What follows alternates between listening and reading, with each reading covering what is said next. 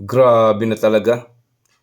Grabe, hindi pa nga na-solve yung corruption sa 2025, mayroon na naman sa 2026. At grabe, tag 2 million? Bonus ninyo? Grabe nako. Makapang ano talaga tayo, grabe kayong mga congressman kayo, ha?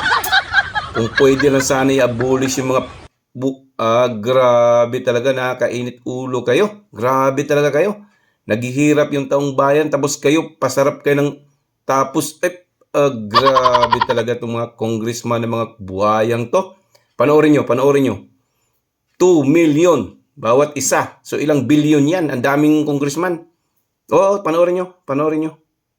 Kung hindi po ako nagkakamali, sir, meron 2 million pesos cash na pwedeng i-pick up ng mga congressman ngayong linggong ito. At baka yung iba, mas mataas, baka yung iba, for whatever reason, hindi binibigyan.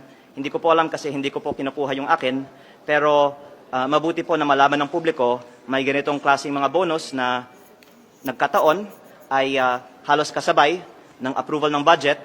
Nung Oktubre din, dagdagan ko po, may 1.5 million pesos na ibinigay sa araw ng pagboto para sa budget. At buwan-buwan, meron pong mahigit kumulang 1 million pesos per member. Ang lumalabas po, ang isang representante ay may 20 million pesos of MOOE at sweldo kada taon. Times 318, ito po ay mahigit 6 billion pesos. Ang MOOE budget ay itinaas ng 7.8 billion pesos.